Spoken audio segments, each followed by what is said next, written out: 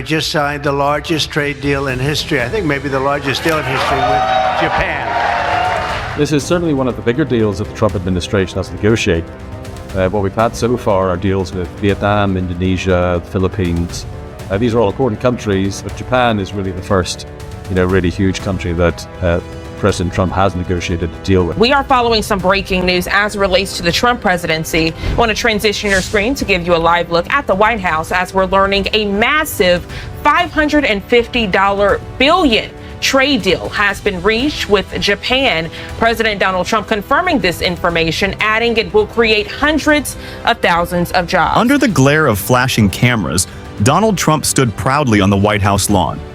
His voice carried that familiar tone of triumph. Confident, booming, filled with conviction. He called it the biggest deal ever, a massive $550 billion trade and investment pact with Japan that he claimed would reshape American prosperity. Applause filled the air as he signed the papers, his team smiling, the flags behind him rippling in the wind. To the American audience, it looked like another victory in Trump's self-declared economic war. A moment of dominance that proved Washington could still command global loyalty. But behind that celebration, something was already unraveling. In Tokyo, the reaction was immediate and cold. Hours after the announcement, Japanese officials released a statement that stunned the diplomatic world. Japan had not formally agreed to Trump's proposal. The terms, they said, were unilateral, unclear, and inconsistent with Japan's long-term interests. Within days, Japan's new prime minister, who had only recently taken office, made it even clearer. Japan would not be signing Trump's biggest deal ever. The declaration reverberated across Asia like an aftershock. What was supposed to be a symbol of American power had turned into a reminder of its limits. Financial markets responded instantly. The yen surged. Japanese stocks wavered. U.S. markets, which had briefly celebrated, stumbled as investors realized the deal's foundation wasn't just weak, it was imaginary. Trump's carefully crafted narrative of dominance collapsed in real time. The press in Tokyo called it the deal that never was. In Washington, aides scrambled to manage the fallout, spinning it as a temporary misunderstanding. But inside diplomatic circles, the message was unmistakable. Japan had just said no, not just to Trump, but to the idea that America could dictate Asia's economic future on its own terms. What makes this moment so extraordinary isn't just the diplomatic embarrassment, it's what it symbolizes. For decades, Japan has been the cornerstone of the U.S. alliance in Asia, economically, militarily, politically. When Japan pushes back, it signals a tectonic shift in the global balance of power. And this isn't happening in isolation. Across Asia, governments are rethinking their dependency on the U.S. South Korea is diversifying its defense industry and signing new pacts with the EU. The Philippines, once seen as a guaranteed U.S. ally, is deepening ties with China. Even Australia, Washington's most loyal partner in the Pacific, has quietly increased its trade with Beijing despite political friction. For years, America's influence rested on the idea that it was both powerful and predictable. But under Trump's tariff-driven, America First policies, predictability vanished. The U.S. began treating its allies as rivals, demanding better trade terms, imposing tariffs, threatening sanctions, even questioning defense commitments. For many countries, it started feeling less like partnership and more like coercion.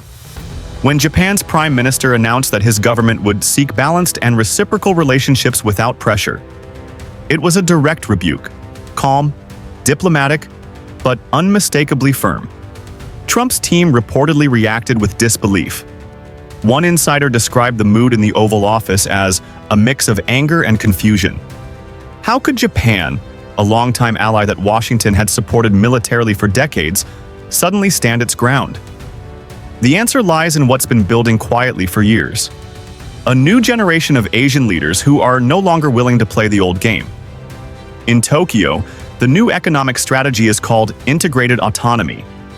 It's built on 3 pillars: diversification of markets, technological independence, and regional integration without U.S. dependence. Japan is pouring billions into Southeast Asia, from Vietnam's chip industry to Indonesia's renewable energy projects. It's building new trade corridors that link its factories not just to the US, but to India, Europe, and Africa. Meanwhile, Tokyo's business elites have grown wary of Washington's unpredictability. When Trump launched his trade war with China, Japanese automakers were hit hard. Factories in Tennessee and Michigan faced delays, parts from Asia got stuck in tariff limbo, and costs surged. Executives at Toyota, Nissan, and Sony have since quietly diversified production to shield themselves from US politics. By 2024, Japan had reduced its export reliance on the US by over 20%. It's a subtle but powerful move, one that speaks louder than any political speech. Inside Washington, Trump's allies tried to downplay the rejection. They said Japan's refusal was merely negotiation tactics. But global analysts weren't fooled. The Financial Times wrote, "This is not a negotiation delay. This is an alignment shift." It's not that Japan is turning anti-American. It's that Japan, and much of Asia, is learning to say no. The deeper reason behind this refusal lies in something psychological as much as political: trust. Under Trump, American diplomacy became unpredictable. One week he'd call Japan a model ally, and the next he'd threaten car tariffs or suggest pulling US troops from Okinawa unless Tokyo paid more. Every decision felt transactional, every friendship conditional. In an era where global supply chains require stability, that volatility became a liability. Tokyo's leaders realized that being too dependent on Washington meant inheriting its chaos. So they started building an alternative. Enter Canada, Australia, and South Korea, all quietly aligning around trade policies that emphasize cooperation over confrontation. When Trump imposed new tariffs on semiconductors, Japan and South Korea responded not by retaliating, but by accelerating regional chip production under the Asia Chips Initiative. The message was subtle but powerful. Asia would solve its own problems without waiting for Washington's approval. Back in Washington, Trump doubled down. He called Japan's decision a mistake they'll regret and hinted at new economic consequences. But this time, no one flinched. Even conservative commentators who usually backed Trump admitted that his pressure tactics were losing their edge. "You can't bully your best customers," one analyst quipped. Japan's calm defiance was matched by its quiet success. Its economy, long seen as stagnant, began growing again, fueled by innovation, clean energy, and smart infrastructure investments across Asia. Tokyo became the diplomatic hub for trade negotiations that excluded the US altogether.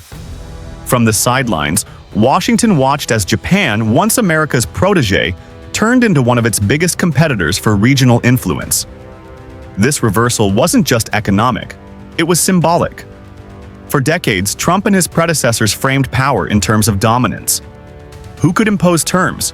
Who could win headlines? Who could claim the biggest deal ever? But Japan's rejection revealed something deeper. That real power in today's world comes from credibility, not coercion. And credibility was something Washington was losing fast. Across Asia, leaders began privately comparing notes. Trump's tariff threats against China had backfired, pushing Beijing to develop domestic alternatives in everything from semiconductors to aviation. His disputes with Europe over steel and autos alienated old allies. His unpredictable behavior made multilateral deals nearly impossible. By contrast, Japan's approach, steady, pragmatic, and rooted in partnership, looked like a model for the new global economy. Even within the US, cracks were showing. Farmers in the Midwest, once enthusiastic supporters of Trump, began feeling the cost of retaliatory tariffs. Corn and soybean exports to Asia plummeted. Small manufacturers who relied on Japanese parts faced months-long delays and rising costs. The supposed America First boom was starting to look more like America alone. In this context, Japan's refusal wasn't an act of rebellion. It was a statement of self-preservation. And it wasn't just Japan.